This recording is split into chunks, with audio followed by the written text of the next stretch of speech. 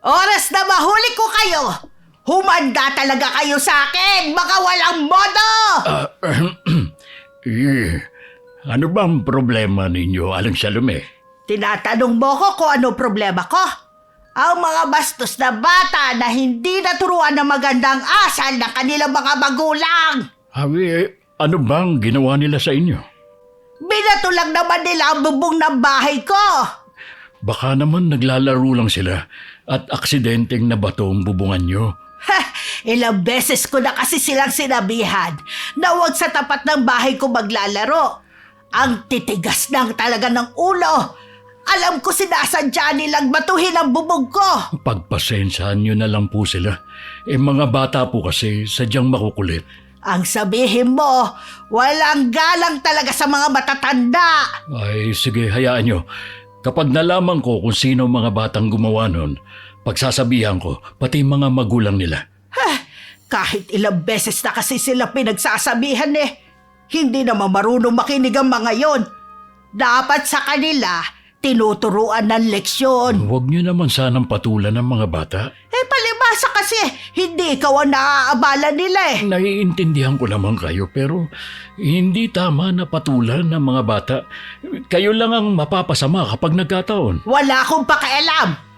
Oras na mahuli ko lang ang isa sa kanila. Humanda siya sa akin. Napakasungit talaga na matandang ito. Kahit bata pa patulan, kaya walang makasundo sa mga taga rito Ang pagiging masungit ng isang matanda ay maaaring bunga ng mga naranasan niya o kung paano siya trinato noon. Sa halip na husgahan, mas mabuting unawain sila at ipakita ang paggalang at malasakit. Magandang araw, Miss Gwen. Ako po si Angie, 32 years old, may asawa at 2 anak. Kasalukuyan po kami nakatira ng pamilya ko dito sa Quezon City. Matagal na po ako nakasubaybay sa inyong channel at marami po ako natututunang aral.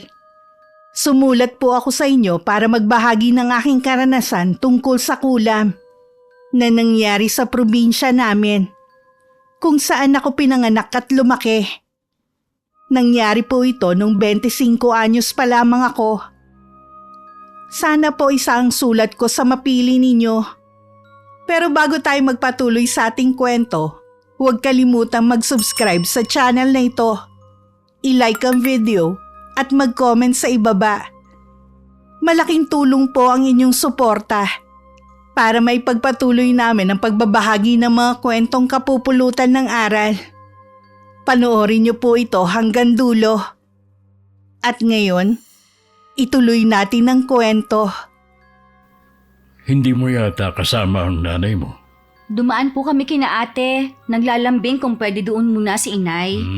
Ilang gabi na po kasing hindi raw siya makatulog sa gabi Pakiramdam daw po niya laging may nakatingin sa kanya. Ganun naman talaga ang ate mo tuwing kabuwanan na. Itay, sa palagay mo kaya may umaaswang kay Ate Beth? Pwede. Lalo na marami ng dayo dito sa atin. Yung iba nga mailap pa sa mga taga rito. Nakakatakot naman. Kaya pala palaging may bote ng langis si Ate Beth. Narinig ko nga sinabi niya kay inay na lagi daw yun kumukulo kahit sa araw. Kung ganon. Nasa malapit lang ang kung sino mang nilalang na yun. Lagi pa namang wala ang asawa ni ate sa kanila. Ayaw naman kasi ng ate mo na dumito muna sa atin. Katwiran niya, nasa kabilang bahay lang naman daw ang mga biyanan niya. Ayaw ni ate na tumigil dito dahil naaasar po siya sa akin. Isa't kalahati ka rin naman kasing alaskador Alam mo naman piko ng ate mo. Mula pa nung mga bata kayo. Gustong gusto mo pang inisin lagi. Kahit naman kasi wala akong ginagawa, galit na agad siya sa akin. Ako yata ang pinaglihihan ni ate. Tingnan niyo, paglabas ng anak niya kamukha ko. Babae pa naman. Magkaiba talaga ang ugali niyo ng ate Beth mo. Kaya kahit noon pa, hindi kayo magkasundo. Kahit maliit na bagay, pinag-aawayan ninyo. Pero alam ko namang sa kabila ng pagkakaiba ng mga ugali niyo, mahal niyo ang isa't isa. Mahal ko naman po talaga si ate. Ewan ko lang po sa kanya. Mahal ka nun. Hindi lang pinapakita ng ate mo. Saan po kaya nagmana ng ugali si Ate Beth? Sina kuya kasi hindi naman kagaya niya. Nakuha ng ate mo ugali niya sa namayapa niyong Lola Salvacion. Oh, sana naman walang magmana ng ugali niya sa mga anak niya. Yung dalawa naman, nakuha ang ugali sa ama. Hindi lang natin alam itong sa bunso. Tay, Hmm. maaga pa naman. Tatambay lang po muna ako kina Michelle. Ay, sige. Huwag ka lang magpapagabi, ha? Opo, Tay. Nung isang araw pa kasi niya ako pinapapunta sa kanila eh. Baka naman naiinip din dahil lagi rin siyang walang kasama sa kanila. Kaya nga po eh. Sige po, Tay. Dito sa lugar namin, marami pa rin ang naniniwala sa mga aswang, mga elemento, at maging sa kulam. Hindi ko alam kung dahil medyo liblib ang lugar namin at napapalibutan ng mga puno sa paligid. Sa kagaya ko na lumaki sa lumang paniniwala ng mga matatanda, naniniwala ako sa mga kababalaghan na mahirap ipaliwanag. Kahit na sa edad kong 25, hindi pa naman ako nakakaranas na makakita ng mga hindi nating kauring nilalang. Dati kasama ko sa trabaho si Michelle. Pero nang lumipat ng ibang bayan ng amo namin na may-ari ng pwesto sa palengke, hindi na kami sumama. Maliban kasi sa malayo, hindi rin kami pinayagan ng pamilya namin. Nauso na naman kasi ang mga nakikidnap ng mga kadalagahan para magbenta ng aliw sa ibang lugar. Dahil madalang nga kami magkita kahit nasa iisang baryo lang kami, hindi na namin namalayan ang oras dahil nalibang kami sa kwentuhan. Nang makita ko ng kalatang dilim, nagpaalam na ako sa kaibigan ko. Biniro pa niya ako na wag dadaan sa shortcut dahil baka makita ko ni Lola Salome, ang kilalang masungit na matanda sa lugar namin. Marami ako naririnig na kwento ng ibang tao tungkol sa kanya. Isa na doon na aswang daw ito o kaya naman mangkukulam. Pero wala namang magpatotoo sa mga yon. Dahil nagmamadali akong umuwi, sa shortcut pa rin ako dumaan. Nilakasan ko na lang ang loob ko. Ay, matandang hukluban! Pasmado din yung bibig mo ah! Pasensya na po kayo, Lola. Nagulat lang po ako kasi bigla po kayo sumulpot. Huwag mo nga akong matawag-tawag na lola dahil hindi naman kita apo. Paggalang ko po yun sa inyo. Ang pangit naman po kung sa pangalan ko lang kayo tatawagin. Ang dami mo namang sinasabi. Huwag na po kayo magalit, Lola. Sinabi na huwag mo akong tawagin. Ako na lang po ang magbubuhat ng mga ito. Hoy! Bitawan mo nga ang mga yan! Panggatong niyo po ba ito? Wala kang pakialam kung ano ang gagawin ko sa mga yan. Akin na sabi yan eh. Hayaan niyo na po kung tulungan ko kayo. Ilalagay ko lang naman po ito hanggang sa loob ng bakuran ninyo. Eh hindi ka maaaring pumasok sa bakuran ko. O di sige po, ilalapag ko na lang po sa labas. Bakit ba ang kulit mong bata ka ha? Maliit lang po ako pero hindi na po ako bata. Dahan-dahan ka nga sa paglalakad mo. Ang bilis mo naman eh. Malapit na po kasing dumilim, Lola. Kailangan ko na rin po makauwi. Nagmamadali ka palang umuwi. Eh bakit hindi mo pa ako iwan? Hindi ko naman po kayo pwedeng pabayaan na lang dito, Lola. Hindi ko naman kasi hinihingi ang tulong mo. Masyado ka lang pakialamera. Dito ko na po ba ilalagay ang mga kahoy nito? Oo, ilapag mo na lang dyan. Ako na ang bahala. Eh, magkano ba kailangan mo? Po? Tinatanong kita kung magkano ang ibabayad ko sa'yo. Ay, hindi naman po ako nagpapabayad. Kalokohan! Hindi mo ako tutulungan kung wala kang hihingin na kapalit. Lola, wala po talaga akong hinihinging kapalit. Kung yun po ang ginagawa ng iba, ako po ay hindi ganun. Pinalaki kami ng mga magulang namin na tumutulong sa mga tao na nangangailangan ng tulong. Ganun ba? Opo. Sige po, Lola. Aalis na po ako. Baka mapagalitan pa ako ni tatay dahil ang tagal kong umuwi. May mga bata pa palang may ganong ugali. Kanino kaya siyang anak? Lakad takbo ang ginawa ko para makauwi agad sa amin. Bago tuluyang dumilim, nakarating na ako sa bahay. Naabutan ko pa si Itay na naghahakot ng mga panggatong na ibinilad sa araw kanina. Hinihingal naman ako na pumasok sa loob ng bahay. Habang nagpapahinga, naalala ko ang matandang babae kanina. Tama nga ang narinig ko sa ibang tao. Napakasungit nga niya.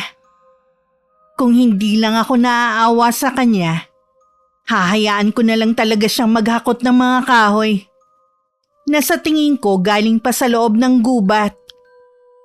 Naiiling na lang ako nang maalala na hindi man lang siya nagpasalamat. Paano ka namang hinabol ng 10 kabayo sa hingal mo? Nag-aalala po kasi ako na baka mapagalitan po ninyo ako. Kaya lakad takbo po ang gawa ko. Nalibang ka yata sa pakikipagkwentuhan kay Michelle eh. Nakalimutan nga po namin ang oras. Pagtingin ko po sa labas ng bintana nila, madilim na pala sa labas. Maaga ka pa rin naman nakauwi. Sa shortcut po kasi ako dumaan. Di nadaanan mo ang bahay ng masungit na matanda. Hindi ko lang po siya nadaanan. Nakausap ko pa. Talaga? Ano sabi sa'yo? Pinagbawalan ka ba na dumaan doon? Hindi naman po.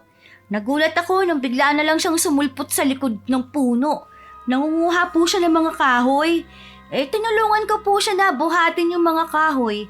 Pero sa halip na magpasalamat sa akin sinungitan pa niya ako. Ganun talaga matandang yun. Pero ang tapang mo hindi ka natakot sa kanya. Medyo kabado nga po ako dahil sa mga naririnig ko tungkol sa kanya. Tama nga sila, Tay. Matindi ang kasungitan ng matandang yun. Kaya siguro siya mag-isang namumuhay sa lugar na yun dahil walang magtagal sa ugali niya. Walang nakakaalam sa tunay na dahilan kung bakit siya ganun kasungit. Kahit mabuti ang intensyon ng tao, pinagdududahan niya. Minsan pa nga iniisip niya na merong kapalit ang ginagawang pagtulong sa kanya. Kaya pala, gusto niya akong bayaran sa pagtulong ko kanina.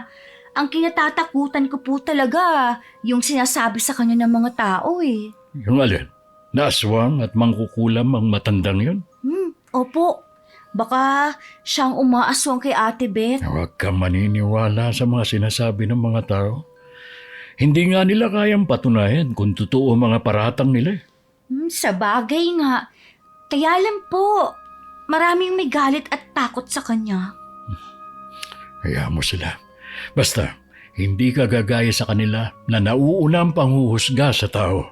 Opo, Tay. Iiwasan ko na rin pong mapadaan sa lugar na yon. Ayoko nang makaengkwentro ulit ang matandang yun. Maliban pa sa mga sinasabi ng mga taga sa amin tungkol kay Lola Salome, marami ring bintang sa kanya. Gaya ng sunod-sunod na pagkakasakit ng mga bata na siya raw ang may kagagawan. Ang tanging palaisipan sa akin kung bakit pinili niya na manirahan malapit sa gubat at walang mga kapitbahay. Kung bakit namumuhay siya na mag-isa at kung nasa ng pamilya niya. Mga tanong na hindi ko alam kung meron pa bang kasagutan. Matulin na lumipas sa mga araw at linggo. Nawala na rin sa isip ko ang naging engkwentro namin ng masungit na matanda. Nakapanganak na rin ang Ate Beth ko. Kaya parot parito kami mag-anak. Lalo na ako na nakatoka sa paglalaban ng mga damit nila. Inutusan din ako ni Inay na labhan ng mga kumot at ilang damit sa batis. Hindi ko akalain na magkikita ulit kami ni Lola Salome. Kayo po pala, Lola. Ay, ingat ka. Baka kung ano na naman ang lumabas dyan sa bibig mo.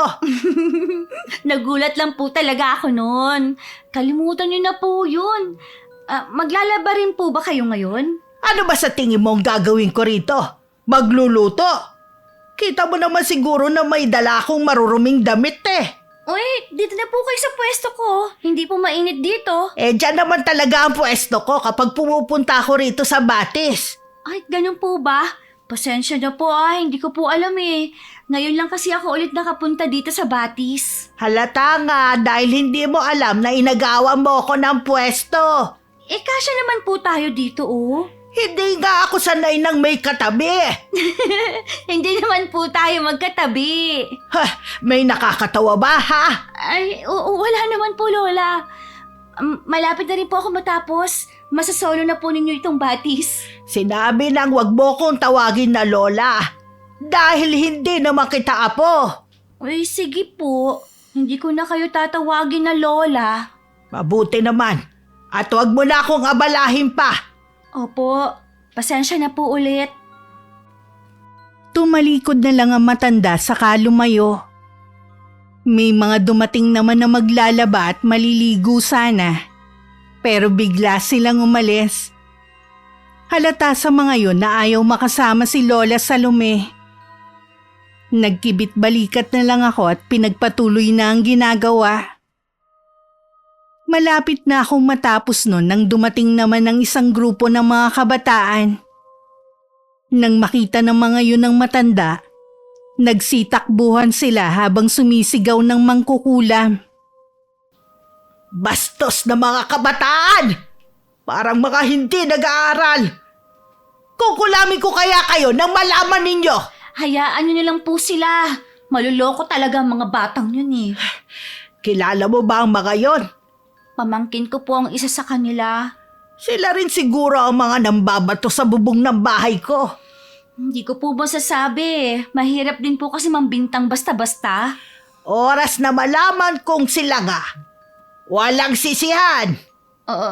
Ano po ba ang binabalak ninyong gawin? Huwag ka na lang makialam. Hindi po pwede. Pamangkin ko po ang isa sa kanila Hindi na ako sinagot ni Lola Salome. Inayos na rin niya ang mga nilaban niyang mga damit saka umalis. Hindi ko tuloy maiwasang mag-alala para sa pamangkin ko. Aminado naman ako na matigas talaga ang ulo nun at hirap ang mga magulang na suwayin. Ilang beses na rin itong pinagbabawalan na iwasan ng mga kaibigan na may masamang impluensya. Pero hindi talaga nakikinig. Nang matapos ako maglaba, umuwi na rin ako. Nakasalubong ko pa ang ilan sa mga taga ron na maliligo rin.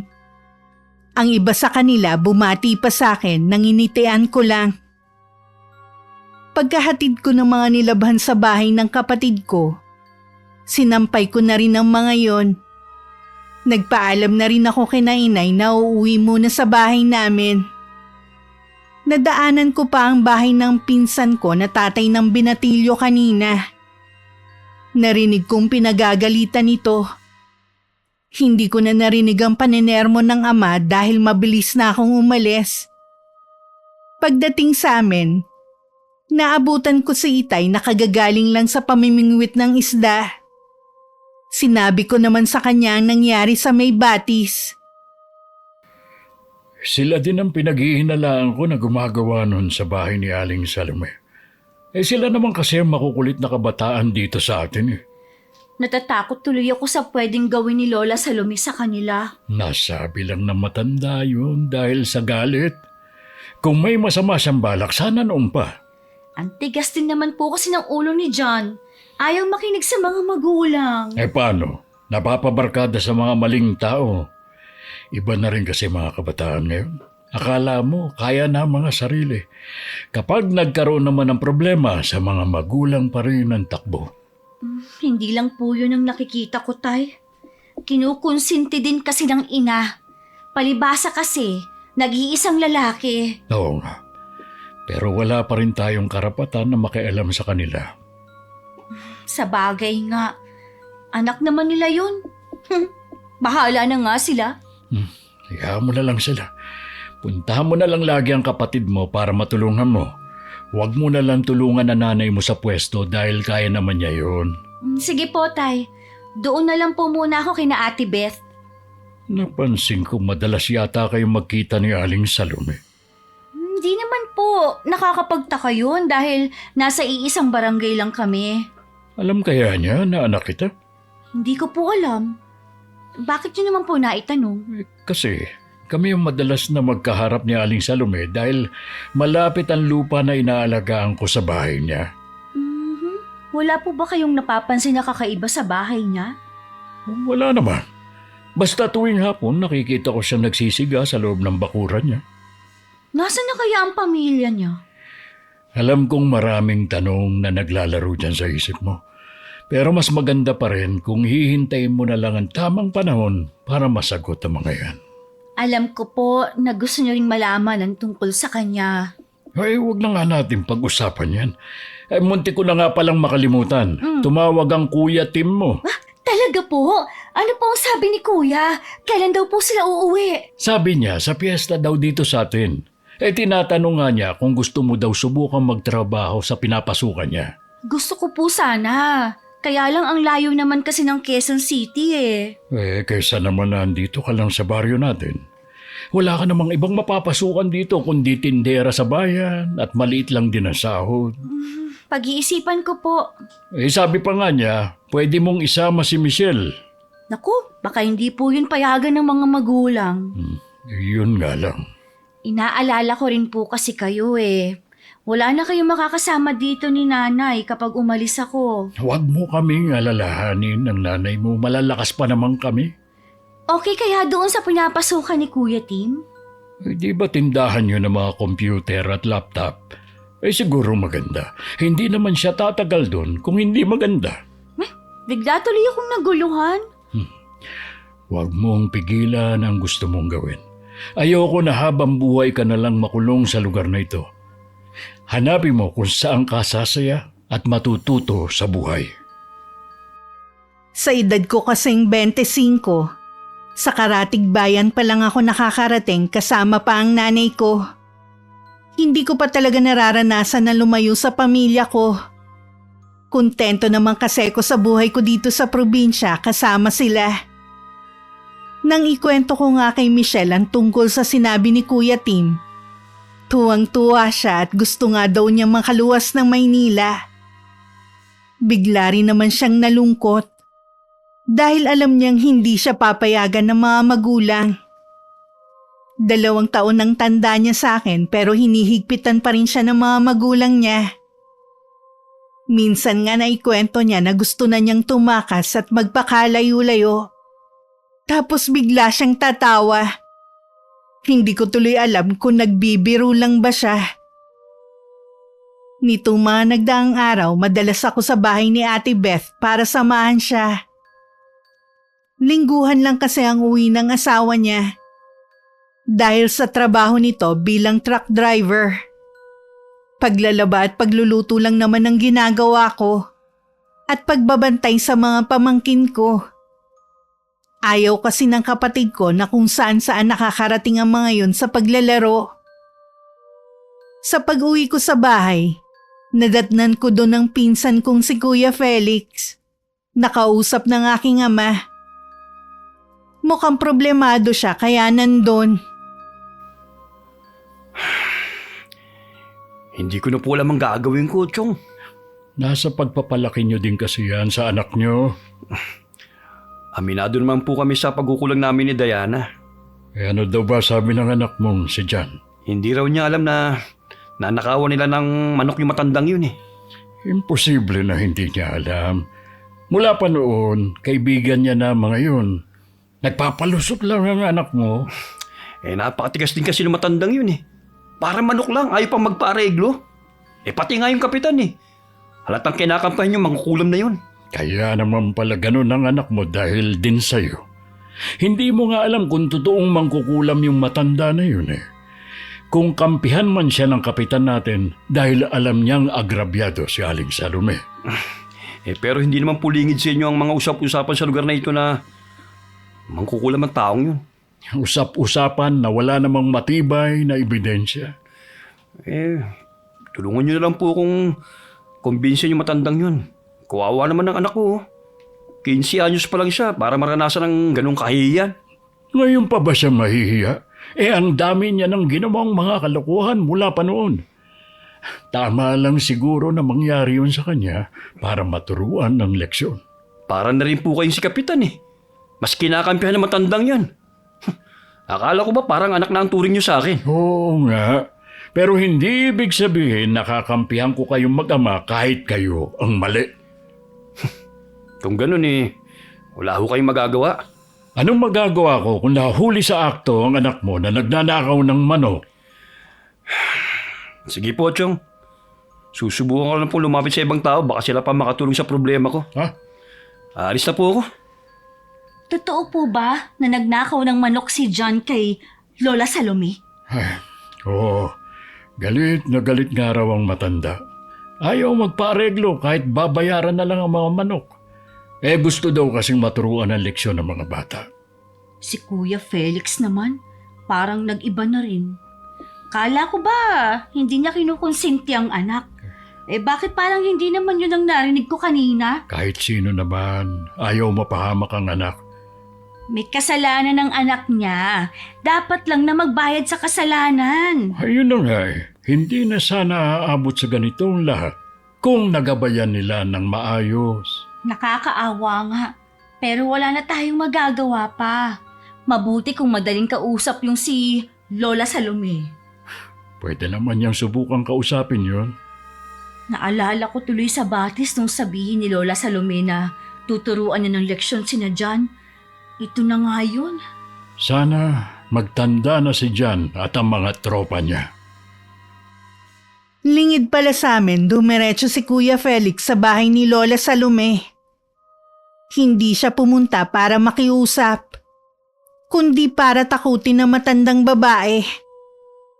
Pagdating, sinalubong siya ng katahimikan ng paligid. Nagpalingalinga siya sa paligid. Saradong-sarado ang pinto na parang walang tao.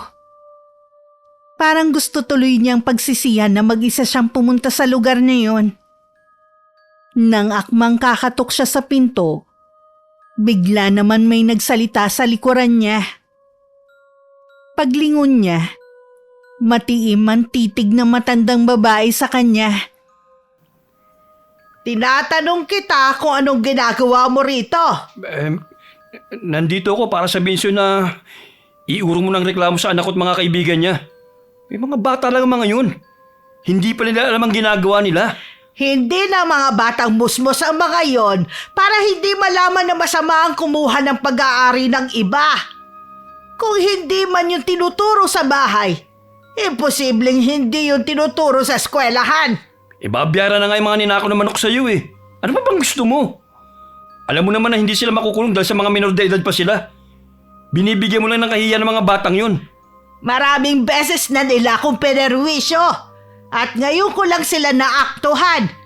Kaya tama lang na maparusahan sila. Alam mo bang gagawin sa kanila, ha? Dadalhin lang sila sa bahay Pag-asa. Hindi namin kakayanin mga magulang na malayo sa amin ang mga anak namin. Palibasa kasi, hindi mo naiintindihan ang nararamdaman namin. Di sana, ginabayan nyo mga anak ninyo para hindi sila perwisyo sa ibang tao. Sa'yo lang naman ginawa yun eh. Sa ibang tao naman mababait sila mga bata. Akala mo yata dahil dito ako nakatira, wala na akong alam sa nangyayari. Sakit sa ulo ng mga taga rito ang anak mo at mga kaibigan niya. Tsak na marami ang matutuwa kapag nawala sila rito. Mali ka lang ng mga nasasagap mong chismis tungkol sa kanila. Pero ako, sigurado sa mga nasasagap ko tungkol sa'yo. Kung ganon, hindi ka ba natatakot na mag-isa ka lang na nandito ngayon? Ha? Marami nakakalam na dito ako pumunta. Tsaka, oras na hindi ako nakabalik o may masamang nangyari sa akin, alam ng asawa ko kung saan ako hahanapin. Sa tingin mo, kaya mo na akong sindakin sa sinabi mong yan, ha? Alam mo, kapag nailayo sa amin ang anak mo, humanda ka sa akin. Huwag mo akong takutin sa sarili kong bakuran. Baka magsisi ka. Huwag ka lalapit sa akin. Lumayo ka, matanda ka. Lumayas ka sa bakuran ko. At huwag ka nang babalik. Alis! Totoo nga sinasabi nila. Isa ang mangkukulam. Wala akong pakialam kung ano man ang iniisip ng mga tao sa akin. Nang sumunod na araw, may kumakalat na balita na inatake daw ni Lola Salome ang pinsan kong si Kuya Felix. Nalaman ko sa iba naming kamag-anak na mismong pinsan ko ang nagpapakalat sa balitang yon. Pinuntahan daw niya ito sa bahay nito para humingi ng tawad at makiusap na rin. Pero laking gulat daw niya nang atakihin siya ng matanda. Hindi na rin niya dinitalya ang ginawang pag-atake. Naguguluhan naman ako kung paniniwalaan ko ba ang pinsan ko. Mabuti na lang may napagsasabihan ako. At yun ang kaibigan ko. Sa totoo lang takot ako kay Lola Salome. Pero wala pa naman ako nababalitaan na may sinaktan siya. Napakasungit lang talaga ng matandang yon. Kahit mga magulang ko nakaranas na rin ng pagsusungit niya. Kung nagsisinungaling lang ang pinsan ko, pinasama naman niya ang imahe ni Lola Salome. Oo nga. Lumayo na nga yung matanda sa mga tao, pinupuntahan pa rin siya para guluhin lang. Naaawa nga rin ako dahil mag-isa lang siya. Para tuloy pinagdududahan ko ng chismis tungkol sa kanya. Si tatay nga, hindi naniniwala sa mga sinasabi ng mga tao. Di ba? 2 beses mo na siyang nakaharap? May napansin ka bang kakaiba? Wala naman. Basta, masungit lang talaga siya. Siya nga pala, susubukan ko magpaalam sa mga magulang ko para makapagtrabaho sa sinasabi ng kuya Tim mo. Gusto ko na talagang makaalis sa lugar na to Oo pa, sabihan mo lang ako. May ilang oras din kami nagkwentuhan ni Michelle. Binago na lang namin ang topic. Tungkol na lang sa mga plano namin sa hinaharap. Kapag pinayagan ng kaibigan ko ng mga magulang niya, mapipilitan akong sumama. Hindi ko naman siya pwedeng pabayaan na lang na lumuwas mag-isa. Sa dami ng mga napag-usapan namin, pati ang nakaraan naging topic na rin namin. Nakalimutan ko na naman ng oras. Napapakamot na lang tuloy ako sa ulo. Para mabilis akong makauwi sa amin, sa shortcut na naman ako dumaan. Nang malapit na ako sa bahay ni Lola Salome, kusang bumagal ang mga hakbang ko. Namalayan ko na lang nakatayo na ako sa tapat ng bahay niya. Anong ginagawa mo rito? Nakakagulat naman po kayo, Lola. Aling Salome. Kabata-bata mo pa Masyado ka na magugulatin. Basta na lang kasi kayo nagsalita sa likod ko. Sino ba naman pong hindi magugulat? Ang daldal mo talaga. Sagutin mo na lang at tinatanong ko sa'yo. Napadaan lang po ako. Galing kasi ako sa kaibigan kong si Michelle. Bakit kailangan mo pang tumigil sa harapan ng bahay ko? Wala naman po. Tinitingnan ko lang yung bakuran ninyo. Nagagandahan po kasi ako sa mga bulaklak na tanim ninyo. Mahilig ka rin pala sa halaman. Kami po ng nanay ko mahilig sa halaman. Pangkaraniwan lang naman ang tanim ko Lola, Aling Salome, may itatanong po sana ako sa inyo Sana wag po ninyong masamain. Ano na naman itatanong mo? Para po tuloy ayoko nang ituloy yung pagtatanong ko. Galit na po agad kayo Ang dami mo pang arte. Bilisan mo na ang pagtatanong dahil papasok na ako sa loob. Ano po kasi, pinsan ko po yung lalaking pumunta dito noon. Itatanong ko lang po kung... Kung inatake ko ba siya? Totoo po ba? Wala akong pakialam kung paniniwalaan niyo siya. Mabuti pa umalis ka na. Huwag po kayong magalit. Kaya po ako nagtatanong sa inyo kasi duda ako sa kumakalat na balita. Di ba pinsan mo ang lalaking yon? Bakit mo naman siya pagdududahan? Kilala ko kasi ang pinsan ko, kaya po ako nagdududa. Madilim na ang paligid, kaya umuwi ka na. Kahit probinsya to kailangan mo pa rin mag-ingat. Sige po, uuwi na po ako. Para saan pa kung malalaman mo ang totoo? Nasanay naman akong husgahan ng mga tao. Habang naglalakad pa uwi, Hindi maalis sa isip ko ang huling sinabi ni Lola Salome. Hindi kasi pagalit ang pagkakasabi niya. Bigla akong naisip na baka nagsusungit lang siya para iwasan ng mga tao. Lalo tuloy naging misteryosa ang dating niya sa akin. Pagdating sa bahay, nadatnan ko na ang mga magulang ko. Hindi naman nila ako sinita kung saan ako galing. Dahil alam naman nila na kina Michelle lang ako. Tumulong na lang din ako kay inay sa paghahanda ng hapunan namin. Kinabukasan, sumama na ako kay inay sa pwesto niya sa talipapa. Nakakakilos na rin kasi si Ate Beth, kaya hindi na muna kami nagpunta sa bahay niya. May naririnig pa rin kaming chismis tungkol kay Lola Salome sa paligid. Naiiling na lang kami ni inay pero hindi kami sumasali sa usapan. Oh, Chong, kayo po pala. May kailangan ba kayo sa akin? Nandito ako para pagsabihan ka na tumigil ka na sa pagkakalat ng maling impormasyon. Ha? Wala naman po akong ginagawang masama. Anong wala? Sinisira mo ang pangalan ni Aling Salome. Matagal na pong sira ang pangalan niya. Dahil sa mga chismis na wala namang katotohanan. Bakit po ba pinagtatanggol niyo matandang yun? Hindi ko siya pinagtatanggol, hindi ko lang gusto ang ginagawa mo. Anong tawag niya sa ginagawa niyo? Ayoko lang. Nagayahin mo ang ibang tao na magaling manghusga. Kaya tigilan mo na ang pagkakalat ng ikasisira niya. Kasalanan naman niya eh.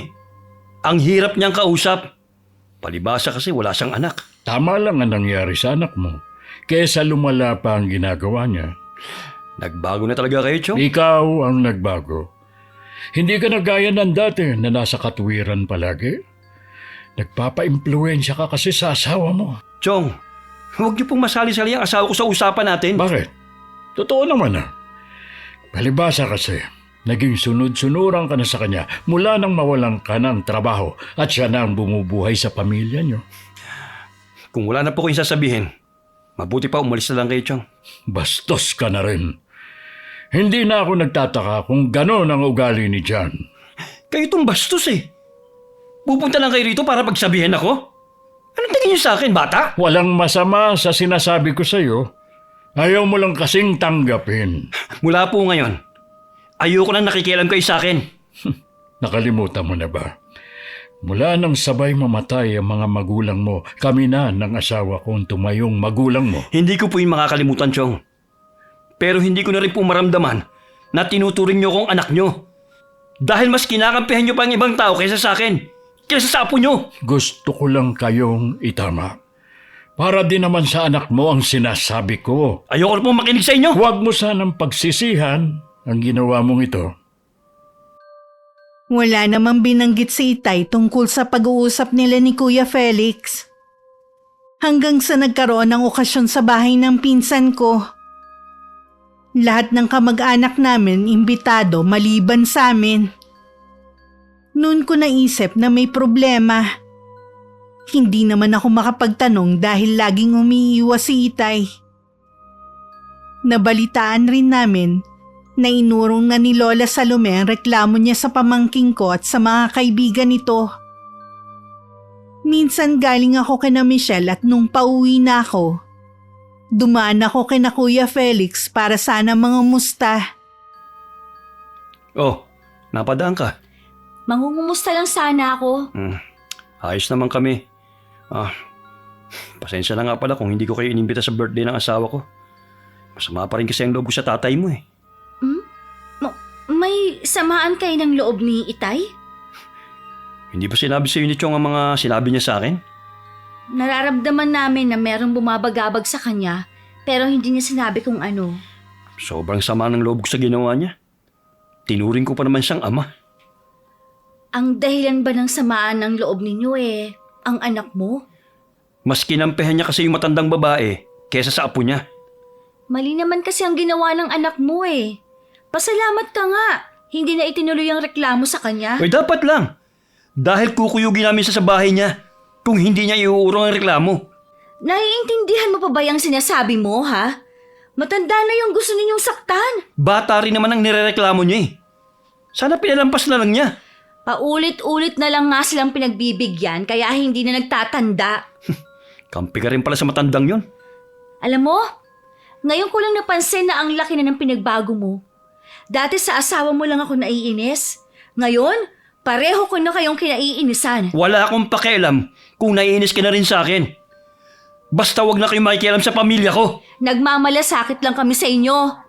Sino pa bang magtutulungan kung di tayo magkakamag-anak? Hindi ko na kailangan ng tulong nyo. Hindi na rin naman ako lalapit sa inyo eh. Dahil ba sa asawa mo, kaya hindi mo na kami kailangan? Asawa ko lang naman talaga ang kakampi ko eh. Siya lang ang karamay ko. Noon nga lang ako ulit lumapit sa tatay mo eh. Tinanggihan pa niya ako. Tama lang natanggihan ka dahil napakayabang mo. Akala mo kung sino ka na?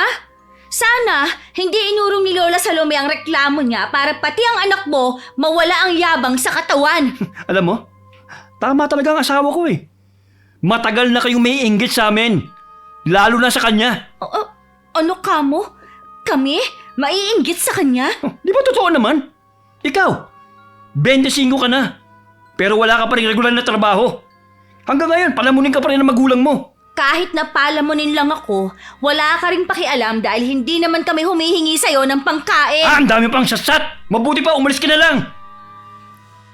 Sasagot pa sana ako kaya lang pumasok na si Kuya Felix sa bahay nila. Napabugan na lang ako ng hangin bago umalis. Hindi naman ganun ang ugali ng pinsan ko dati. Siya at si Kuya Tim ang magkasing edad at magkasundo sa lahat ng bagay.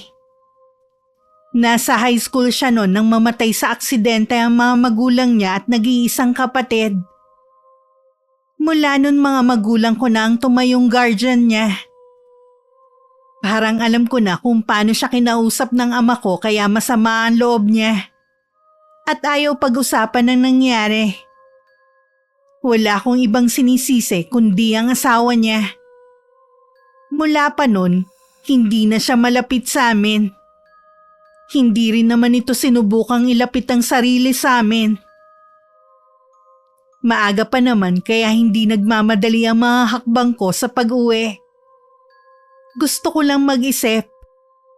Tinamaan din kasi ko sa sinabi niya na hanggang ngayon palamunin pa rin ako ng mga magulang ko sa edad kong ito.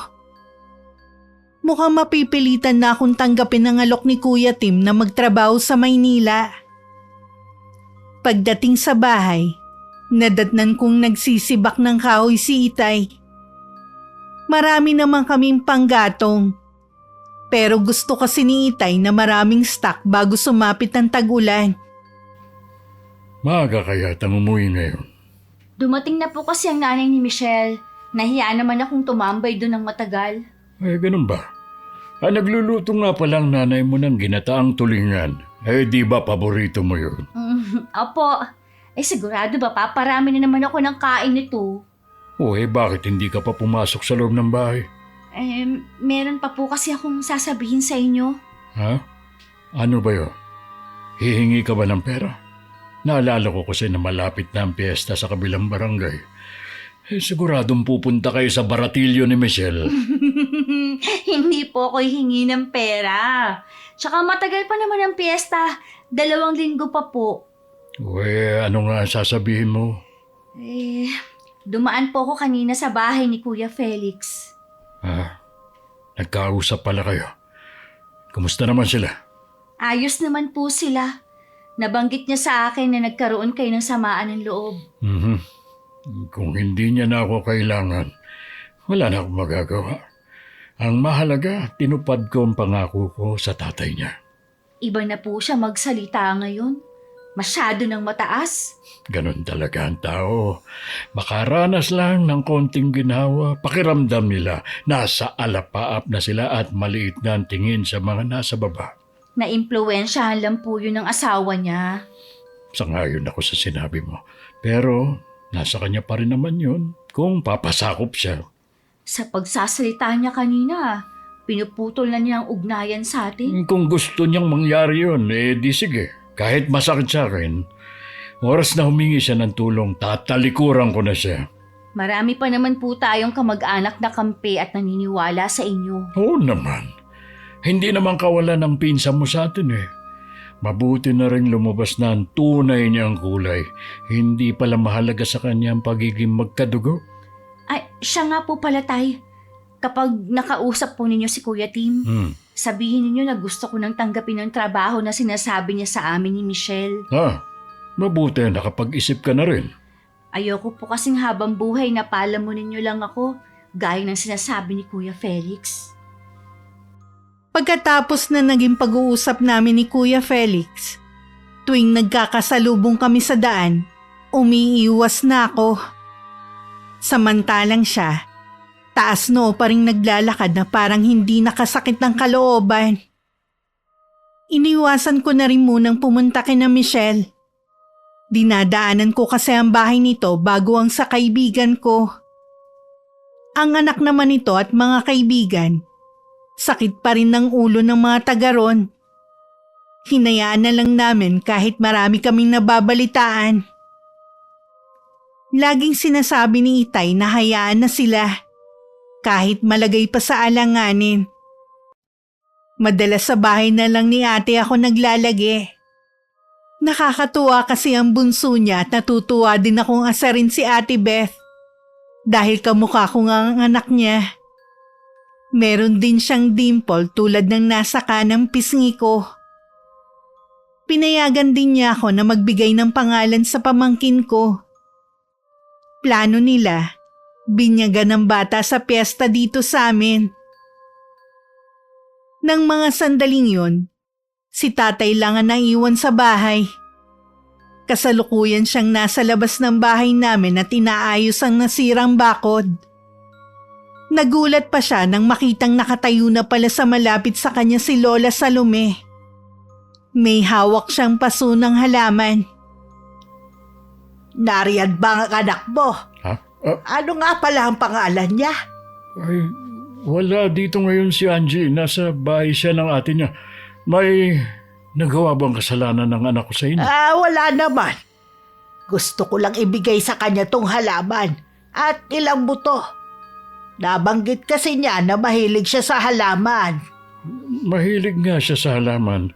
Lalo na yung namumulaklak. Ayun nga yung mga halaman sa gilid ng bahay. Nagsasabi nga talaga siya ng totoo. Bakit naman doon nakalagay? Hindi naman naaarawan ang pwestong yun Dati kasi dito nakalagay malapit sa bakod para sana naarawan. Kaya nga lang may makukulit na bata na pinipitas yung mga dahon. At minsan pa nga sinisira yun kapag walang tao dito sa bahay. Kaya nga kumunti na lang yung alaga niyang halaman May ilan talaga mga kabataan na wala ng modo. Hindi alam ang tama sa mali. Oo nga. Kasama na ang apo ko. Ay, isa nga pala. Nagpapasalamat ako sa inyo dahil inurong niyo ang reklamo. Abala rin naman kasi sa akin ang paglalakad. Sana lang magbago pa ang batang yon habang maaga pa. Pinagdadasal ko nga na magbago siya. Ayoko namang habang buhay siyang sakit ng ulo sa lugar natin. Paano? Eto lang naman ang sinadya ko. Hinihintay ko nga siyang dumaan pero ilang araw na siyang hindi nakikita. Bihira na kasi siyang pumunta sa bahay ng kaibigan kaya hindi na siya nakakadaan sa shortcut. Sige. Aalis na ako ha. Ay, salamat sa halaman na bigay ninyo. Siguradong matutuwa ang anak ko. Pag-uwi ko nung hapon, nakita ko agad ang halaman sa may balkonahe. Parang pamilyar sa akin ang bulaklak nun. Hindi ko lang maalala kung saan ko nakita. Bago ko pa maisip kung saan ko unang nakita ang halamang yun, lumabas naman si tatay na nakangiti. Naisip kong baka merong nagbigay sa kanya na kakilala. Ang iba ko pa kasing halaman bigay lang din ng mga kaibigan niya. Bago pa nga ako makapagtanong, sinabi na niya kung saan yun galing. Namilog naman ang mga mata ko at hindi agad nakapagsalita. Baka kasi nagkamali lang ako ng dinig sa sinabi niya. Pero inulit muli ni Itay kung kanino yun galing. Talaga po ba, Tay? Si Lola Salome ang nagbigay nito? Oo, Nagulat nga ako nang makita ko na nasa tabi ko na siya.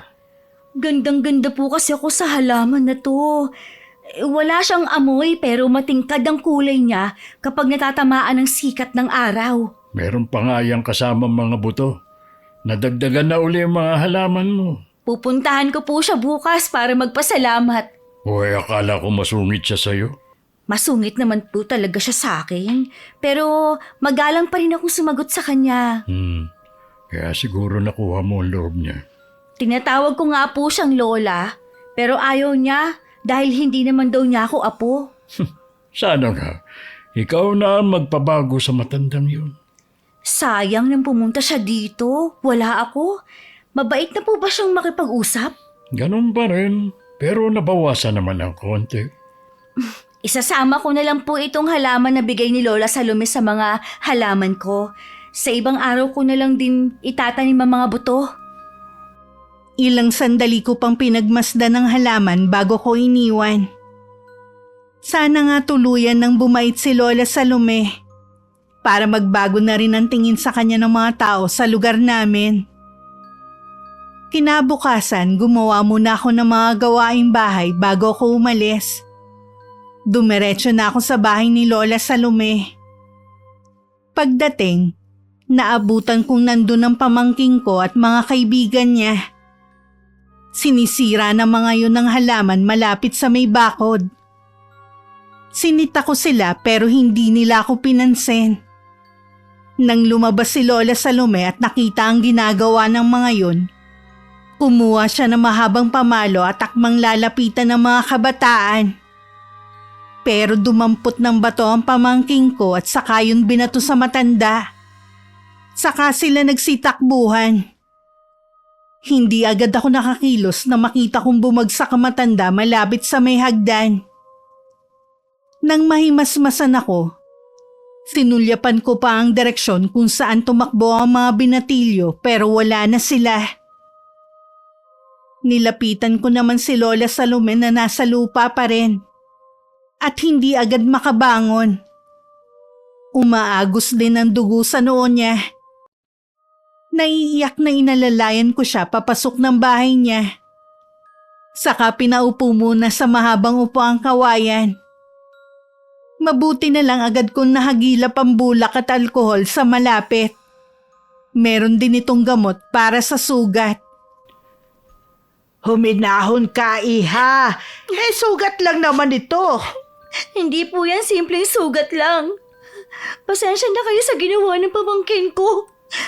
Napakasutil niya talaga. Hindi ako makapaniwalang magagawa niyang manakit.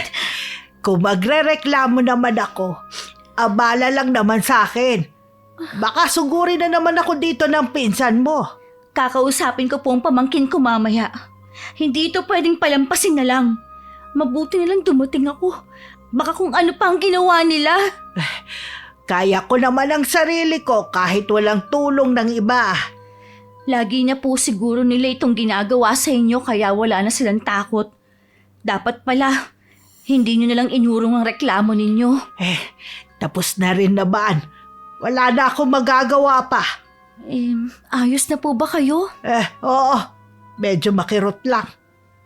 Nahilo lang ako kanina kaya hindi ako agad nakabangon. Ano nga palang ginagawa mo rito? Gusto ko lang po sanang magpasalamat sa inyo ng personal sa binigay ninyong halaman sa akin. Aalagaan ko po yun ng mabuti. Nagpasalamat na rin naman ng tatay mo sa akin.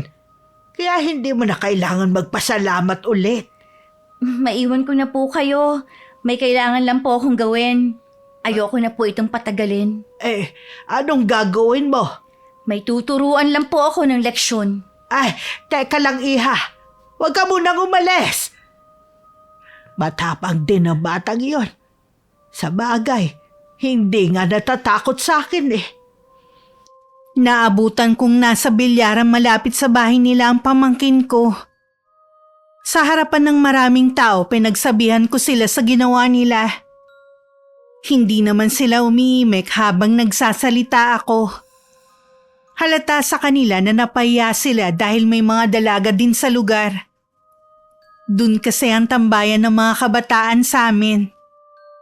Habang nanenermon nga ako, dumating naman ang ama niya. Hindi na kayo nahiya. Lalo ka na. Tigas ng ulo mo. Nagawa mo sakta ng isang matanda. Bakit mo pinapagalitan ang anak ko? Dapat nga hindi lang zero na nakukuha ng anak mo eh. Binato niya kanina si Lola Salome at kitang-kita ko sila habang sinisira nila mga halaman ng matanda. Hindi yan magagawa ng anak ko. Bakit hindi mo tanungin yung anak mo kung anong ginawa niya? Eh kung totoo yan, saan akong kinausap mo? Hindi yung pinapahaya mong anak ko sa harap ng maraming tao. Bakit naman kita kakausapin? Eh di ba nga, wala na tayong pakialamanan? Eh bakit galit na galit ka dyan? Dahil nga sa ginawa niya dun sa matanda. Pero kung iniisip mo na nagmamalasakit pa ako sa anak mo, hindi na. Para yun lang ang ginawa niya, nanggagalaiti ka na dyan. Kaya hindi alam ng anak mo ang tama at mali eh. Kasi konsentidor ka. Pwede ba, Angie? Tumahimik ka na lang. Baka malaman pa ng asawa kong ginagawa mo eh. At kung ano pang gawin niya sa'yo. Sa tingin mo natatakot ako sa kanya, ha? Iharap mo siya sa akin para pati siya masermonan ko. Kung anong klase siyang ina at hindi niya naturuan ng magandang asal itong anak ninyo. Hoy! Baka nakakalimutan mo. Mas matanda kami sa'yo. Alam ko, pero hindi niyo naman ginagamit ang pagiging matanda ninyo. Sumusobra ka na. O ano? Anong gagawin mo? Sasampalin mo ko? Sige, gawin mo! Ipakita mong ugali mo sa anak mo para paglaki niya, mananakit din siya. Sinisimulan na nga niya eh. Hinila ng pinsan ko ang braso ng anak at saka umalis sa bilyaran. Nahinto naman ang paglalaro ng mga nandon. At isa-isa na ring umalis ang mga kaibigan ng pamangkin ko. Umuwi na rin ako. At sinadya ko pang dumaan sa harapan ng bahay ni na Kuya Felix. Sarado naman ang buong bahay. Pero naririnig ko ang galit na boses ng pinsan ko at ng asawa niya. Pagka-uwi ko, agad kong sinabi sa mga magulang ko ang nangyari. Kahit sila hindi maitago ang nararamdamang galit sa ginawa ng apo nila. Kinabukasan, nakarating sa amin ang balita na ang iba naming kamag-anak galit din sa pinsan ko. Dahil sa ginawa niya kay Lola Salome. Kahit kasi ganun ang tingin nila sa matanda, wala naman nagtangkang manakit dito dahil sa kasungitan nito. Dahil hindi rin naman ito nananakit ng mga taga ron. Nung hapon pumunta naman ang pinsan ko sa bahay namin. Si tatay ang humarap sa kanya. Sinabihan niya kami ni inay na huwag makialam. Masaya na ba kayo nagalit sa amin ng mga kamag-anak natin? Bakit kami ang sinisisi mo? Kasalanan ng anak mo, ipinakita lang niya lalo na totoong sinasabi ni Aling Salome na walang modo ang anak mo. Dahil sa matandang yan, mas pinili nyo na magkagulo ang pamilya natin? Huwag mong sisihin ang matandang yon dahil sa pagkukulang nyo sa pagdidisiplina sa anak ninyo. Imbes na ibaling ninyo sa ibang sisi, ayusin nyo na lang ang pagiging magulang nyo. Wow!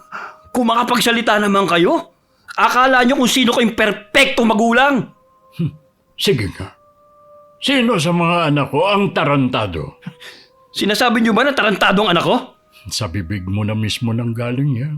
Maayos ang pagpapalaki namin sa mga anak namin. Wala kayong karapatan na husga ng pagiging magulang namin ng asawa ko. Alam mo kung ano inuugali ng anak, siyang sumasalamin sa kung ano kayo. Akala ko pa naman, hanggang sa huli kakampi ko kayo. Iiwan nyo rin pala ako sa huli. Huwag mong kalilimutan na ikaw ang unang tumalikod sa akin. Kahit ano pa mangyari sa inyo, wala ka nang maaasahan sa akin. Baka kapag may nangyari sa inyo, wala kayong makukuhang tulong sa akin. Umalis ka na. Baka hindi ako makapagtimpe kung ano lang ang magawa ko sa'yo. Oo na! Aalis na ako! Itong tanda mo, Angie. Hindi ko makakalimutan ang ginawa mo sa anak ko! Napakawalang utang na loob niyo talaga. Sana po pala tayo, no? Hindi niyo na lang siya kinupkup noon. Hindi ba lang niya naalala na kayong gumastos sa kasal niya? Hindi na kailangang isumbat ang mga ganun bagay. Bahala na ang Diyos sa kanya. Mabait pa nga kayo sa lagay na yan eh. Kalimutan na nga natin ang nangyaring ito. Ay, may handaan nga pala sa kapatid mo. Magsaya na lang tayo doon. Mabuti pa nga. Bigla tuloy ako ng gutom. Sana maraming handa si Ate Beth, no? Sigurado yun. Alam mo naman na pinaghahandaan talaga ng ate mo at bayaw ang birthday ng mga anak. Maya-maya lang gumayak na rin kami ng mga magulang ko. Pagdating sa bahay ng kapatid ko, nag-uumpisa pa lang naman ng kainan. Tanghalian yun nakasama na ang merienda. Kami lang at mga kaanak ng bayaw ko ang imbitado. Kahit papano nakalimutan namin ang ginawa ng pinsan ko sa bahay namin. Ilang araw na lang din piyesta na sa kabilang barangay. Hindi pa man ako nagsasabi kay Itay, inabutan na niya ako ng pera. Dahil alam niyang pupunta kami ni Michelle doon. Gaya ng dati, pinag-iingat lang niya kami. At wag na wag daw kakain sa bahay ng hindi namin kilala, lalo na sa mga nag-aalok. Kahit hindi naman yun sabihin ni Itay, hindi naman namin yung gagawin ng kaibigan ko.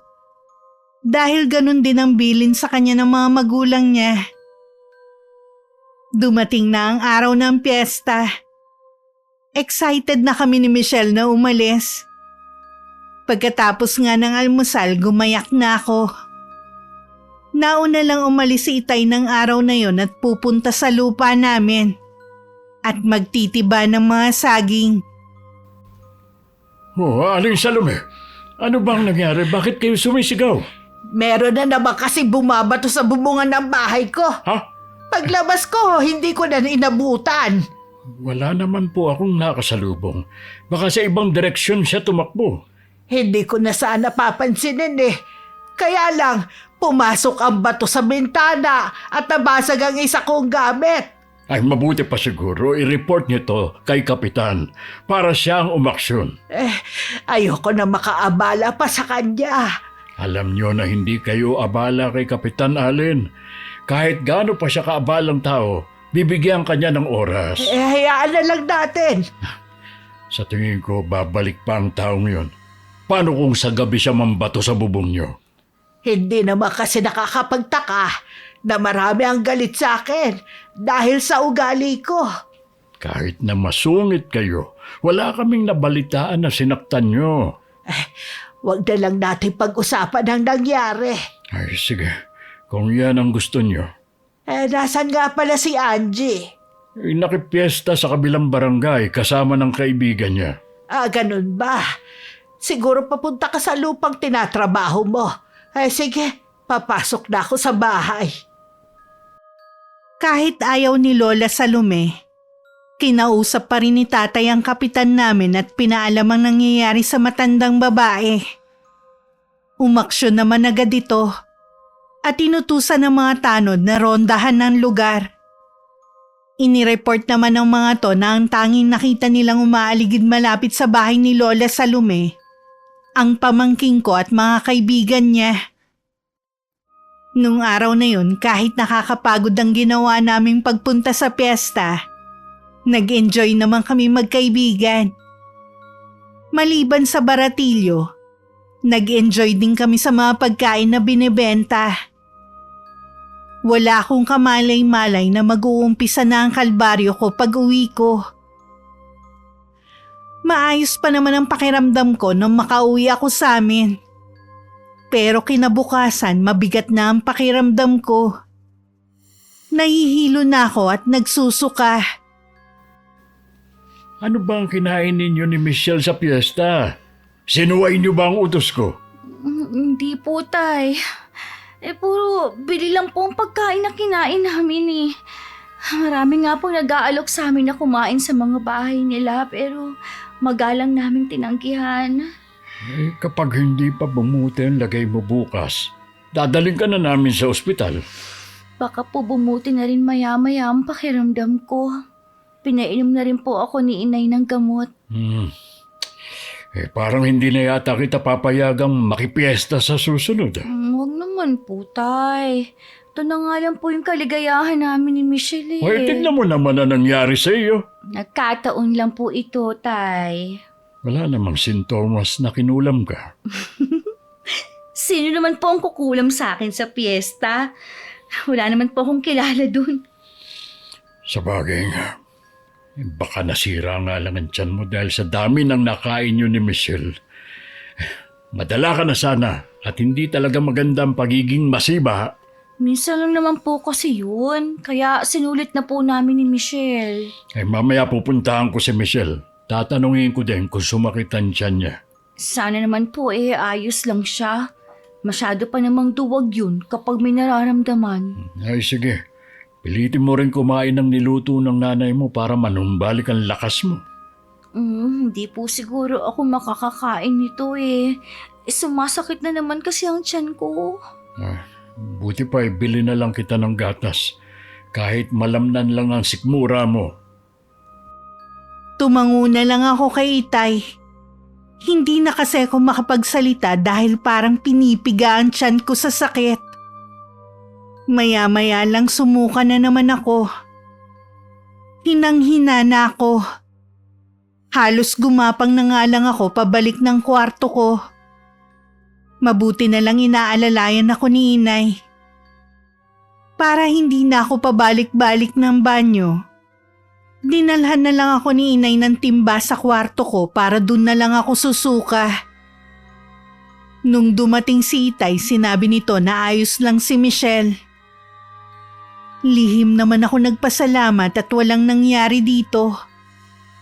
Dahil magdamag akong sumusuka at hindi rin makakain, sinugod na ako sa ospital. 2 araw din bago ako pinayagan na makauwi ng doktor. Pero hindi pa rin bumubuti ang lagay ko. Chong, balita ko may sakit si Angie. Sinugod yung pangaraw sa ospital Oh, kanino mo naman nabalitaan yan? Si Sita po nagsabi. Ang bilis talaga ng karma, no? Sabi mo? Yung nangyayari kay Angie, karma na po yan sa inyo. Dahil sa ginawa niyo sa amin. Walang kinalaman ng pagkakasakit ni Angie sa karmang sinasabi mo. At wala kaming ginagawang masama sa inyo. Ayaw niyo lang kasing aminin ang ginawa niyong kasalanan Akala ko ba wala ka ng pakialam sa amin? Bakit nakikipag-usap ka pa sa akin? Hindi ko lang po kasi matiis na hindi kayo kusapin dahil sa nalaman ko. Natutuwa ka pa sa nangyayari sa pinsa mo? Anong klase kang tao? Siguro nangyari yun sa kanya para magising kayo sa mga pagkakamali niyo. Ikaw pa talaga nangangaral sa akin? May sakit na nga yung anak niyo Hindi pa kayo magpakumbaba at aminin na nagkamali kayo ng kinampihan. Kahit kailan, hindi ako magpapakumbaba sa'yo na walang utang na loob. Teka lang, Chong. Huwag mo na kayong umalis. Huwag mo na nga akong mahawak-hawakan. Itong tandaan mo. Oras na bumalik sa'yo o sa pamilya mo mga sinabi mo. Hindi ko rin kayo kakaawaan. Akala ng mga magulang ko natutulog ako. Hindi nila alam nakapikit lang ako. Pinag-uusapan kasi nila si Kuya Felix. Habang nakikinig ako, hindi ko maiwasang ikuyum ang mga kamay ko. Bigla rin bumalik sa alaala ko nung mga bata pa kami. Turing talaga namin sa kanya parang kapatid na. Lumayo lang kami sa kanya nung mag-asawa siya. Pero hindi nagbago ang pagtingin namin sa kanya maliban lang nitong mga nagdaang araw. Dahil sa ginawa ng anak niya. Gusto sana ni Inay na dalhin ulit ako sa ospital pero tumanggi na si Itay. Magpapatawag na lang daw siya ng albularyo. Pero 2 manggagamot na ang tumitingin sa akin. Hindi pa rin nila matukoy ang sakit ko. Para bang may humaharang sa kanila para malaman ang katotohanan. Pero pareho sila ng pinayo sa mga magulang ko na wag na akong ibalik sa ospital. Lagi ring dumadalaw sa akin si Michelle na panay ang iyak. Grabe talaga umiyak si Michelle.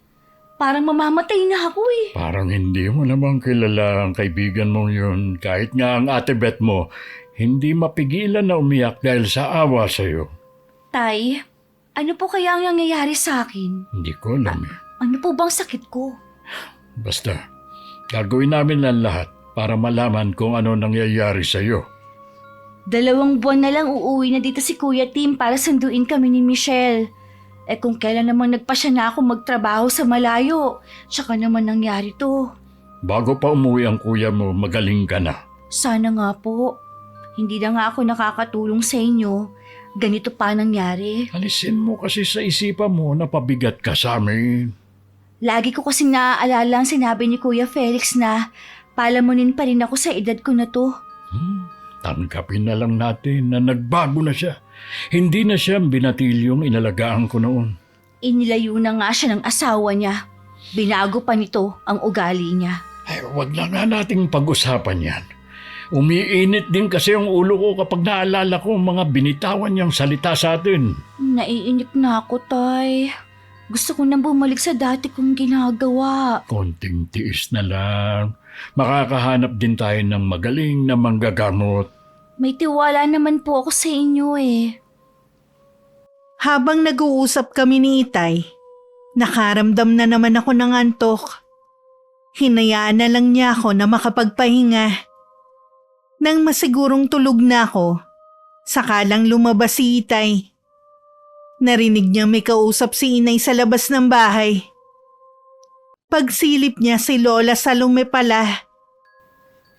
Kayo pala, Aling Salome. Narinig ko na may sakit si Angie. Kumusta na siya? Kakatulog lang niya ngayon. Madalas siyang tulog dahil mabilis mapagod. Maaari ko ba siyang masilip? Oo naman po. Lumapit naman ang matandang babae sa kwarto ko at saka hinawi ang kortina. Nakita niya ako na maputla at humpak ang magkabilang pisngi. Umalis na rin agad siya sa pagkakatayo sa may pinto at saka hinarap ang mga magulang ko. Si nanay nakayuko lang habang humihikbi. Kailan pa siya may sakit? Mahigit 1 linggo na. Mula ba nung manggaling sila sa piyesta ng kaibigan niya? Oo. Kinabukasan, suka na ng suka. Dinala namin siya sa ospital pero ganun pa rin na naging kalagayan niya. Napatignan na rin namin siya sa 2 albularyo pero iisa ang sinasabi nila. Hindi nila matukoy ang tunay na sakit ng anak ko. Magaling lang talaga ang taong nasa likod nito. Kaya hindi nila malaman ang luna sa karamdaman ng anak mo. Bakit po? May alam kayo kung paano matutulungan ang anak ko? Mamayang gabi, babalik ako rito. May kilala ba kayong pwedeng gumamot sa anak ko? Ako mismo ang gagamot sa kanya. Ha? Marunong kayong manggamot? Oo, pero hindi ako nang gagamot sa lugar natin, kundi sa ibang lugar. Ayoko kasing may makaalam sa mga taga rito. Napakabuti ng Diyos. Dininig niya ang dasal namin. Maraming salamat sa inyo, Aling Salome. Tsaka ka na lang magpasalamat ha, kapag magaling na ang anak mo. Nang makaalis si Lola Salome, pumasok naman sa kwarto ko ang mga magulang ko. Nagmulat naman ako ng mga mata. Ganun ako lagi, sabi nga ni Inay, mababaw lang ang tulog. Ang bilis kong magising at maya-maya aantukin na naman. Bakit po kayo umiiyak? Luha ito ng kaligayahan, anak. Malapit ka na kasing gumaling. Talaga po? Nakahanap na po kayo ng manggagamot? Oo, kaalis lang niya. Babalik daw siya mamaya. Sino po siya, Tay? Kilala mo siya, anak. Walang iba kundi si Aling Salome. Si Lola Salome? Marunong pala siyang manggamot? Nagulat nga din ako eh. Sa ibang lugar daw siya nang gagamot. Sino mag-aakala na ang pinagbibintangan ng mangkukulam, isa palang manggagamot? Oo nga. Konting tiis na lang, anak. Gagaling ka na rin. Kapag dumating po siya at tulog po ako, gisingin niyo po agad ako ha. Nakatingin lang ako sa labas ng bintana. Hinihintay kong dumilim. Excited na akong makita si Lola Salome. Marami kasi akong gustong itanong sa kanya. Sana sagutin niya. Pero kung hindi, ayos lang naman. Yun nga lang kahit anong pigil ko sa antok ko, nakatulog pa rin ako. Sa pagkakataong yun, napahimbing ako kaya ang tagal ng tulog ko. Nagising lang ako sa marahang yugyug sa balikat ko. Pagmulat ko ng mga mata, nasa harapan ko na si Lola Salome. Kahit nanghihina at masakit ang tiyan, nagawa ko pa rin umiti sa kanya. Kumusta ka na, Iha? Nangihina pa rin po ako. Sabihin mo sa akin kung saan banda masakit at kung ano ang nararamdaman mo. Maliban po sa panghihina ng katawan, sobrang sakit po ng tiyan ko. Nararamdaman ko din na may gumagalaw sa loob. Natatakot lang po akong sabihin kay na tatay. Matapang kang bata, kaya alam kong hindi ka madaling talunin. May kumukulang po ba talaga sa akin? Oo, pero ang gumagawa nito sa'yo, napag-utusan lang din. Babagsik siyang mangkukulam. Minsan na rin nagtagpo ang mga landas namin noon. Wala po akong maisip na taong gagawa nito sa akin. Minsan sa sobrang pagtitiwala natin, hindi sumasagi sa atin na nasa paligid lang ang gustong manakit sa atin. Naging palaisipan sa akin ang sinabing yun ni Lola Salome. Kinuha niya ang dalawa kong kamay at sa gitna nun, inilagay niya ang isang maliit na patpat. Ipinatong lang naman niya pero sobrang sakit ng kamay ko. Parang mababali ang mga daliri ko. Napapasigaw na ako sa matinding sakit. Habang umuusal siya ng dasal sa wikang hindi ko maintindihan. May pumapasok ding usok na nanggagaling sa labas ng bahay. Para bang merong nagsisiga. Huwag mo nang itago ang pagkakakilanlan mo. Kilala na kita. Ano ang kailangan mo para tigilan lang ang dalagang ito? Matagal din ang pakikipag-usap ni Lola Salome sa taong nasa likod ng pagkakasakit ko. Nakita ko ang pagguhit ng ngiti sa labi niya. Ngiting tagumpay. Siguro nakipagkasundo na ang mangkukulam sa kanya. Ang maliit na patpat na nasa kamay ko bigla na lang nabali sa gitna. At naging abo yun. Lola Salome, hindi na po masakit ang tiyan ko. Magaan na rin po ang pakiramdam ko. Magaling na po ako. Hindi naging madali ang makipagkasundo sa mangkukulam na yon. Pero nagawa natin. Ano po ang ginawa ninyo? Para hindi bumalik sa kanya ang sumpa, kailangan merong magsasakripisyo. Ibabalik niya sa taong nag-utos sa kanya ang sumpa. At kung ano ang dinanas mo, mas doble ang dadanasin niya. Sino po kaya yun? Huwag mo na lang alamin. Hindi ko rin kasi alam kung sino. Ang mahalaga, magaling ka na at magagawa mo na ulit ang gusto mong gawin. Maraming salamat po sa inyo. Utang ko po sa inyo ang buhay ko. Ibinabalik ko lang sa iyo ang kabutihan na ginawa mo sa akin. Hindi na pala ako magagalit sa pagtawag mo sa aking lola. Masayang-masaya naman ang mga magulang ko sa paggaling ko. Hindi rin matapos-tapos ang pasasalamat nila kay Lola Salome. Pakiramdam ko gutom na gutom din ako. Sumama ako kay inay sa kusina habang nagluluto siya. Si Itay naman kausap si Lola Salome sa labas ng bahay. Pwede ko bang malaman kung sino ang gumawa nito sa anak ko? Hindi iba sa inyo ang gumawa nito kay Angie. Talaga? Sana mali ang iniisip kong tao na gumawa nito sa anak ko. Huwag kang gagawa ng isang bagay na pagsisisihan mo. Sa ayaw at sa gusto nila, babalik sa kanila ang mga ginawa nila sa inyo sa mas masakit na paraan. Yun ang naging kasunduan namin ng mangkukulam na nagbigay ng sumpa sa anak mo. Hindi pa rin ako makapaniwala na magagawa nila ang ganitong kasuklam-suklam na gawain. May mga tao talagang hindi marunong tumanaw ng utang na loob. Nabubulag sa galit at paghihigante o sadyang sarado lang ang isip. Hindi iniisip ang pwedeng idulot ng gagawin nila sa kapwa. Patawarin ako ng Diyos. Pero mabuti na rin na sa kanila bumalik ang sumpa, kesa ang mga kamay ko mismo ang maningil sa kanila. Noong araw ng linggo, nagsimba kami ng pamilya ko para magpasalamat. Dahil nalagpasan namin ang pinakamabigat na pagsubok sa amin. Mas pinili na rin namin maging tikong mambibig sa totoong nangyari sa akin. Tanging si Michelle lang ang pinagsabihan ko sa naging sakit ko. Nangilabot din siya at namangha. Dahil hindi rin siya makapaniwala na ang kinaiinisang masungit na matanda, isa palang manggagamot. Naging palaisipan din sa kanya kung sino ang pwedeng gumawa nun sa akin. Sinabi ko na lang nakalimutan na namin ang nangyari at ayoko na ring isipin kung sino ang taong yun.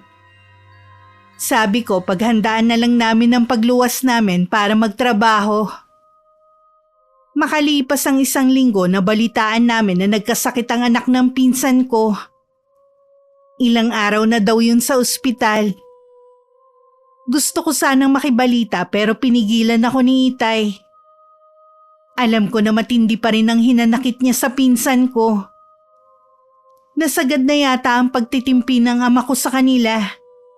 Dahil kahit sa apo, hindi na ito nakaramdam ng awa. Akala ko po lalambot ang puso ninyo kapag nalaman na may sakit ang apo ninyo. Nakalimutan mo na ba na pinutol na ni Felix ang ugnayan niya sa pamilya natin? Baka po kasi dala lang din ang galit kaya nakapagsalita ng ganun si Kuya Felix. Ngayon niya mararanasan ang hirap at sakripisyo. Sana naman hindi ganun kalubha.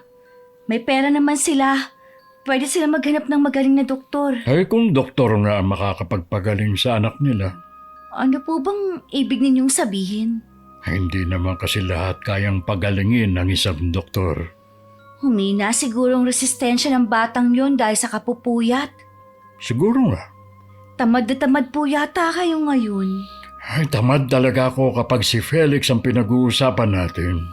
Sige na nga po. Huwag na natin silang pag-usapan. Nahinto kami sa pag-uusap nang dumating si Lola Salome. Nagmano naman ako sa kanya bago ko sila iniwan ni Tatay. Meron daw kasi silang importanteng pag-uusapan. Sakto na mga aalis ako ng araw na yon para makipagkita kay Michelle. Nabalitaan mo na siguro. Oo. Pero wala akong pakialam sa kanila. Sabi niyo nga, yun ang kasunduan niyo ng mangkukulam. Sagad ang kasamaan niya. Hindi siya papayag na walang magdusa. Yun din kasi ang paraan para lalong lumakas ang kapangyarihan niya. Pero gaano katagal ang paghihirap ng apo ko? Hindi ko masasabi. Depende kung hanggang saan ang itatagal ng katawan niya. Ay, bakit kasi kailangan pang umabot sa ganito? Mapupusok talaga ang mga kabataan ngayon. Mga hindi nag-iisip. Walang dapat sisihin kundi siya at mga magulang niya. Sana magsisi na sila sa mga kasalanan nila. Baka sakaling may himalang mangyari. Napadaan lang naman ako rito. Aalis na ako, ha? Ay, sandali lang, Aling Salome. Ngayon kasi ang kaarawan ni Kapitan Allen. Hindi niyo ba siya babatiin man lang? May palagay ako na alam mo na ang tungkol sa sikreto namin. Matagal na kami magkaibigan ni Allen. Wala siyang inililihim sa akin. Nasa dapit hapon na rin naman ako ng aking buhay. Siguro nga, panahon na para tanggapin ko siya bilang anak ko. Kailangan ko na rin kalimutan ang madilim kong kahapon. Aminin ko man o hindi, nangungulila rin ako sa kanya. Siguradong matutuwa siya kapag nakita niya kayo. Matagal niya na kayong pinananabikan na makasama at matawag na ina. Mahal na mahal niya kayo. Alam ko. Nakita ko naman kung paano niya ako protektahan laban sa mga taong galit sa akin. Kahit wala naman akong ginagawa sa kanila. Kung hindi dahil sa kanya, matagal na siguro akong napaalis sa baryo na to. O di kaya sinunog ng buhay ng mga tao dahil sa paniniwala nila na isa akong magkukulam o may lahing aswang. Tsaka na lang ulit tayo magkwentuhan, ha? Habang masaya kami nagtatawanan ni Michelle sa terrace nila, bigla namang sumulpot si Kuya Felix. Magulo ang buhok niya. Halatang hindi na niya magawang mag-ahit. At parang hahabulin na rin ng plansya dahil sa gusot na damit na suot. Nanlalalim din ang mga mata niya dahil sa puyat. At malungkot ang mga mata na nakatingin sa amin.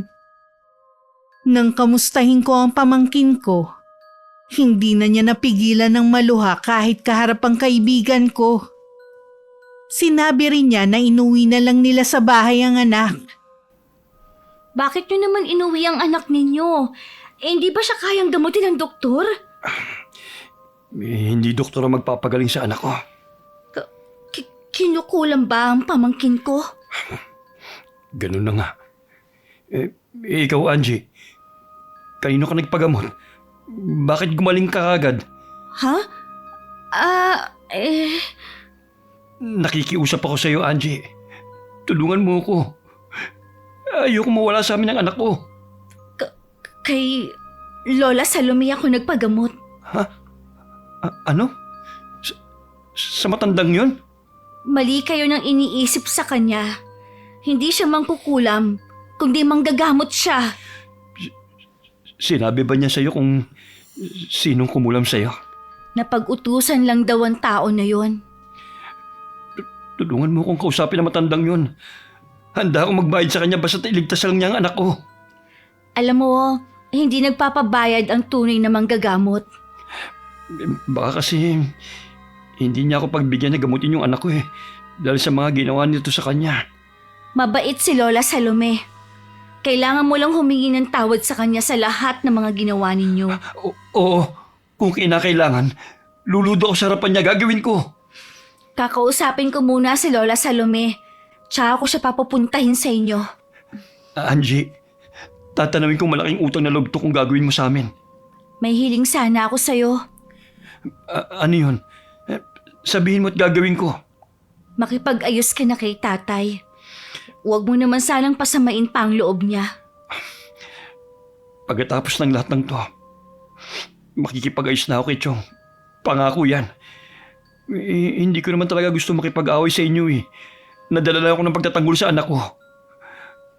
Ngayon mo na ba pupuntahan ang matanda? Mamaya, pag uwi ko, magpapasama ako kay tatay. Hindi naman sa minamadali kita, ha? Oras kasi yung kalaban, Hihintay namin si Aling Salome sa bahay, ha? O sige, uuwi na muna ako ngayon.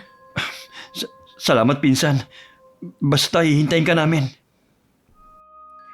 Dala ng awa ko, nagmamadali na ako umuwi sa bahay. Habol ko pa ang hininga ko na makauwi sa amin. Nagtataka naman ang mga magulang ko dahil sa pagmamadali ko. Kinalma ko muna ang sarili ko bago nagsalita. Sinabi ko nga ang naging pag-uusap namin ni Kuya Felix. Hindi ko naman inaasahan ng galit na reaksyon ni Itay. Ang kapal naman ng mukha niya para humingi sa atin ng tulong. Nakalimutan na ba niya yung mga ginawa niya? Ang mga sinabi niya sa atin. Kahit alang-alang na lang po sa anak niya, tay. Malubha na raw ang sakit nito at hindi kayang pagalangin ng doktor. Bakit? Nung na-ospital ka, naawa ba siya? Tuwang-tuwa pa nga ang lokong yun. Hindi niyo pa pwedeng isang tabi muna ang galit na nararamdaman ninyo sa kanya? Sa palagay mo kaya tutulungan siya ni Aling Salome? Ha? Naniniwala po ako na hindi namimili ng tutulungan si Lola Salome. Ganon ang manggagamot. Hindi mo kasi naiintindihan Ano ba kasi ang hindi niyo pa sinasabi? Ang kasunduan ng mangkukulam at ni Aling Salome, hindi sa kanya ibabalik ang sumpa kundi sa nag-utos. Hindi siya magagawang iligtas ng matanda. Ibig niyo po bang sabihin, sila ang nagpakulam sa akin? Ang pamangkin ko? Oo, siya ang lumapit sa mangkukulam para pahirapan ka. Siguro dahil sa ginawa mong pagpapahiya sa kanya. Kaya wala rin namang magagawa si Aling Salome. Hindi siya pwedeng hindi tumupad sa kasunduan. Kung ganon, wala na tayong magagawa pa kundi ang maghintay na lang. Hindi pa nga ako nakakabawi sa pagkabigla sa natuklasan ko. Dumating naman si Kuya Felix. Sumunod pala siya sa akin para masiguro na may sasama ko si Lola Salome. Nakatitig lang ako sa kanya at hindi ko alam kung anong sasabihin ko. Biglang nablangko ang utak ko. Kailangan na natin magmadali. Tumirik na naman ang mga mata ng anak ko. Walang tutulong sa'yo. Kaya umalis ka na. Chong, nagmamakaawa po ako sa inyo. Kalimutan na muna natin ang samaan ng loob.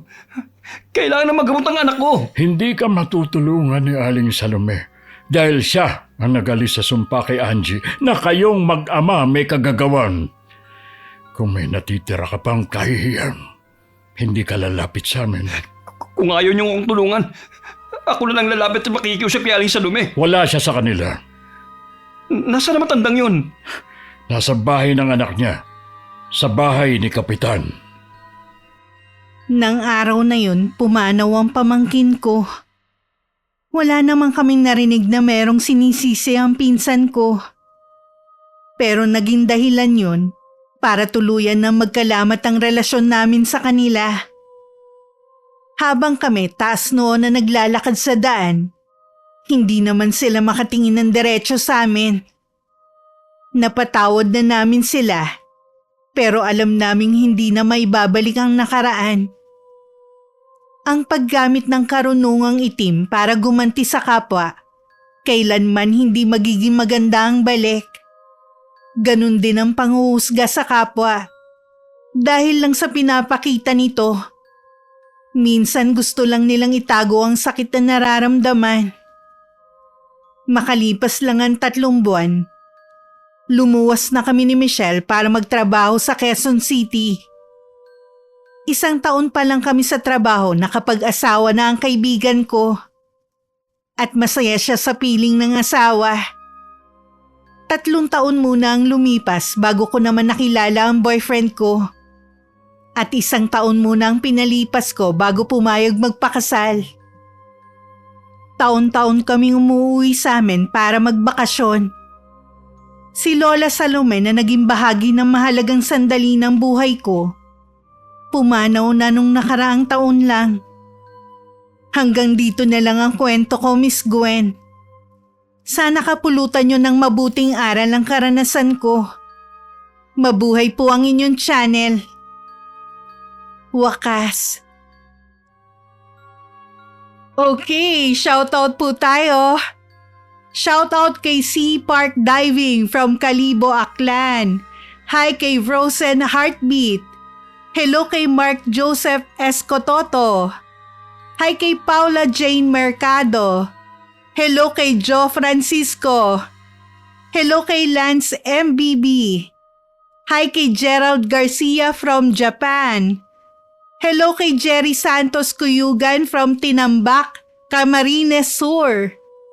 Shoutout sa Kahinusayan family at Oldan family. Hi kay Judith Bautista from Barangay Bonga, Bulan, Sorsogon. Hi kay Jonathan Alvarez from Isabela. Hello kay Phoebe Ranyada at hi kay Lydia Lopez. Maraming salamat mga solid abangers. Kung nagustuhan niyo ang kwentong ito, suportahan niyo ang channel sa pamamagitan ng pag-like, pag-comment at pag-subscribe. Huwag din kalimutang mag-subscribe sa channel ni Ingkong, Ikalawang Yugto. Hanggang sa susunod, God bless.